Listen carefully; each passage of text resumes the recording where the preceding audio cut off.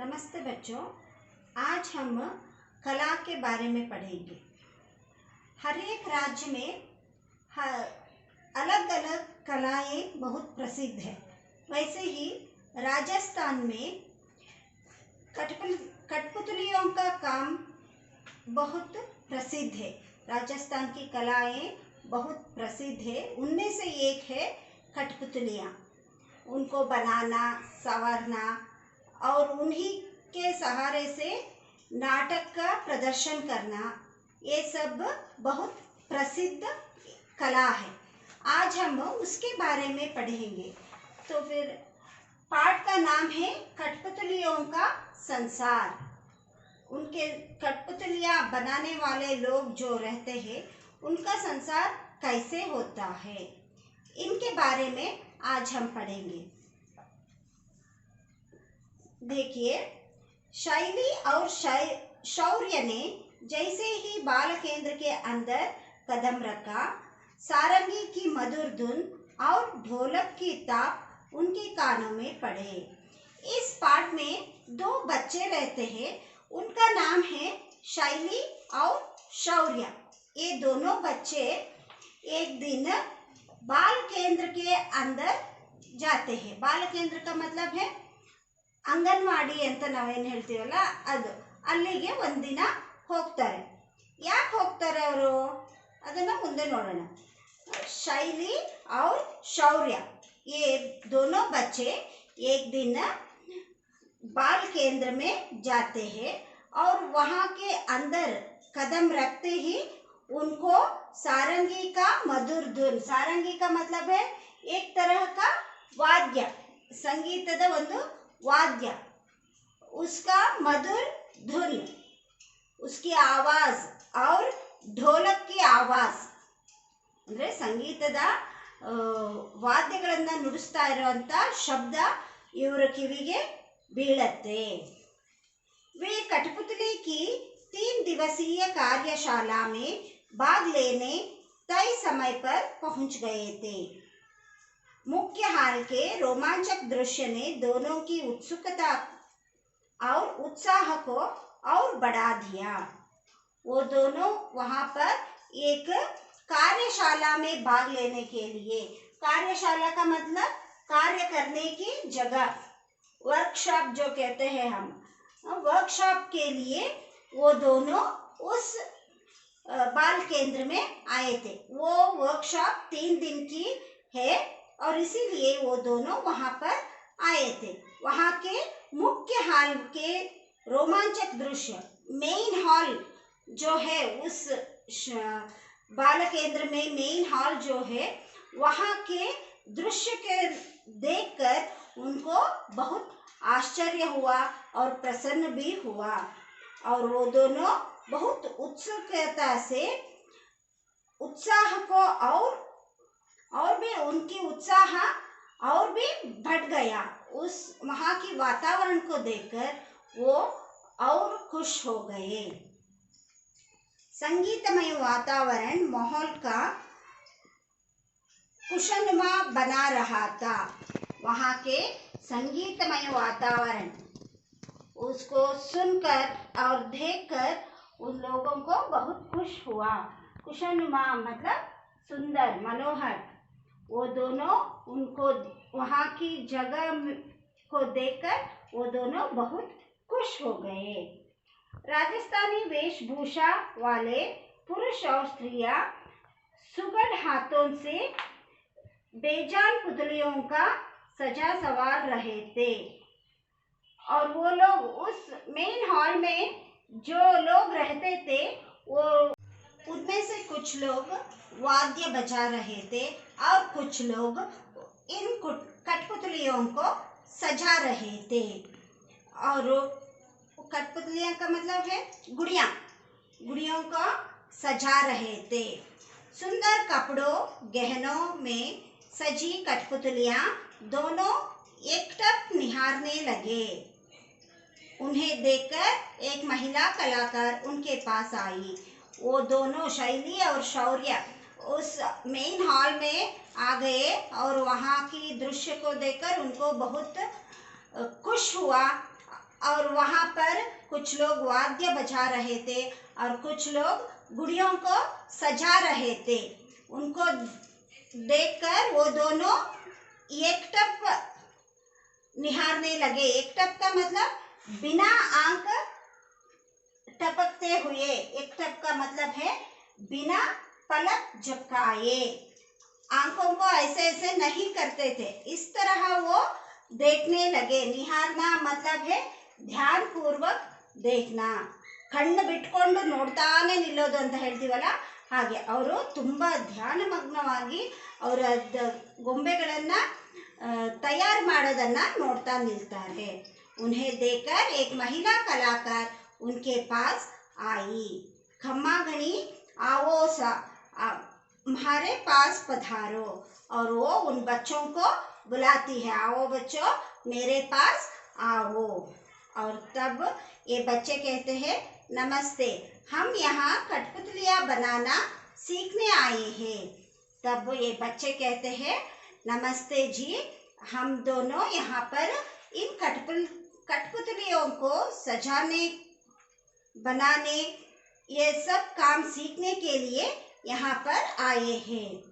महिला कलाकार ने दोनों बच्चों को अपने पास बैठा लिया और लकड़ी के एक टुकड़े को हाथ में लेकर घिसाई करके उसे पुतली का रूप देने लगी। और ये महिला उन दोनों को अपने पास बुलाती है और उनको एक लकड़ी के एक टुकड़े अपने हाथ में लेकर घिसाई करने के उसे पुतली का रूप देने लगती है।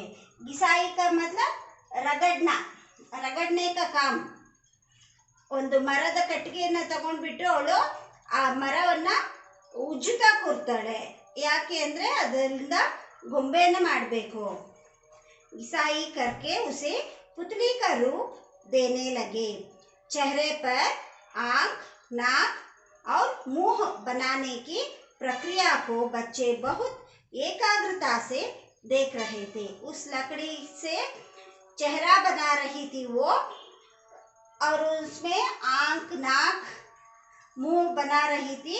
उसकी प्रक्रिया को, प्रक्रिया का मतलब है कार्य पद्धति, वो काम करने का रिवाज को वो बहुत ध्यान पूर्वक देख रहे थे। तब शौर्य कहती है इन्हें लकड़ी से बनाया जाता है। शौर्य ने पूछा, वो कहता है इन कठपुतलियों को लकड़ी से बनाते हैं ना, इस तरह पूछता है। हाँ, कठपुतली काट की ही बनती है, कहकर वह रंग बिरंगे कपड़ों और गहनों से कठपुतली को सजाने लगी। और वो कहती है जी हाँ, इन पुतलियों को काठ से बनाती है। काठ का मतलब है लकड़ी, वुड, इनसे बनाते हैं। ऐसा कहकर वो क्या करती है, उसको रंग बिरंगे कपड़ों से और गहनों से कठपुतली को सजाने लगती है। ಆ ಒಂದು ಗೊಂಬೆಗೆ ಬಟ್ಟೆಗಳನ್ನು ಹಾಕೋದು ಮತ್ತು ಒಡವೆಗಳನ್ನು ಹಾಕುವಂಥ ಕೆಲಸನ ಅವಳು ಮಾಡ್ತಾ ಇದ್ಲು। शौर्य और शैली को भी उसने एक एक कठपुतली और सजाने का सामान दे दिया। और उसके बाद वो उसने क्या किया, उन दोनों बच्चों को भी एक एक कठपुतलियाँ देती है और उनको कपड़े और गहने ये भी देती है और कहती है कि इस गुड़िया को तुम सजाओ। दोनों बड़े उत्साह से कठपुतलियों को सजाने संवरने में जुट गए। काम करते करते उस महिला ने बताया यह लोक कला लगभग 1000 वर्ष पुरानी है। वो दोनों उस महिला के साथ मिलकर काम करने शुरू करते हैं। क्या काम? उस पुतली को सजाने का काम शुरू करते हैं। तब वो तीनों बातें करना शुरू करते हैं। तब ये महिला कहती है ये कला लगभग 1000 वर्ष पुरानी है। 1000 years बिफोर, 1000 वर्ष पुरानी है। यह राजस्थान के नागौर तथा मारवाड़ जिले के बट आदिवासियों का पारंपरिक व्यवसाय था। और वो ये भी कहती है ये कला बहुत पुरानी है और ये कला राजस्थान के नागौर तथा मारवाड़ जिले के ये दोनों जगह की आदिवासी जो लोग रहते हैं, पुराने लोग जो रहते थे, उनका पारंपरिक व्यवसाय है। यानी कि ये काम अब उनके पूर्वजों से आए हुए हैं, इस तरह कहती है। पहले कठपुतली कलाकार समूह में गांव-गांव घूमते और तरह तरह की कहानियों को नाटक के रूप में दिखाते थे।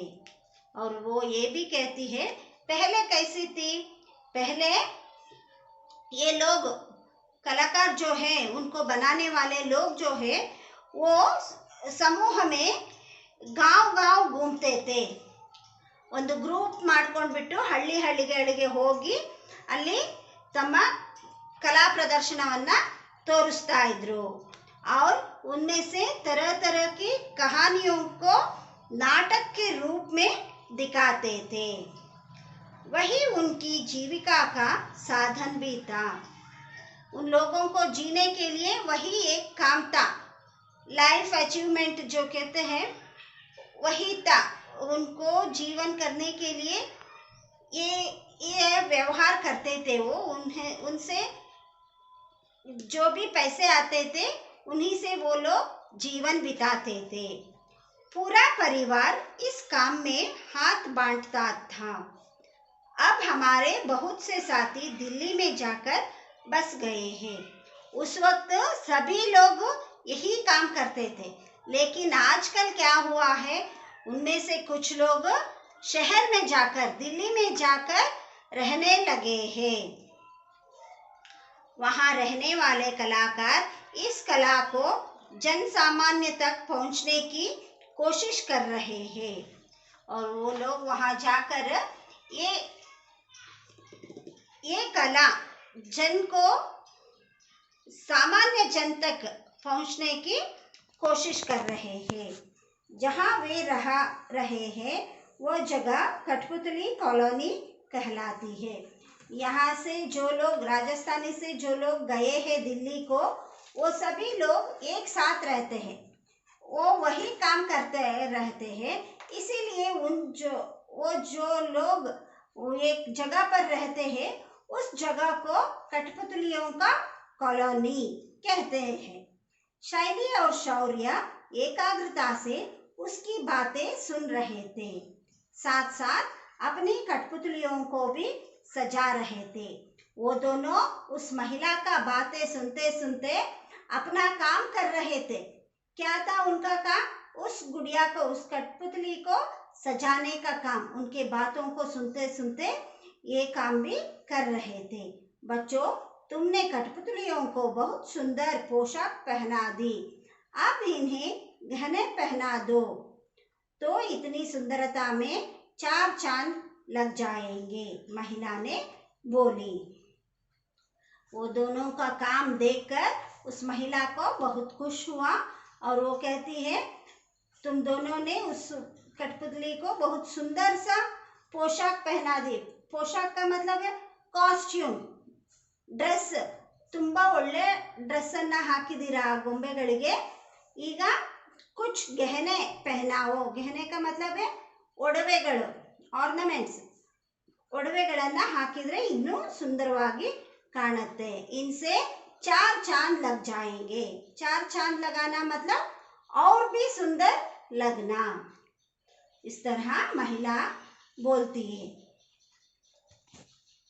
आज के लिए यही काफ़ी है। नेक्स्ट वीडियो में हम उसके बाद क्या होता है इसके बारे में देखेंगे। धन्यवाद।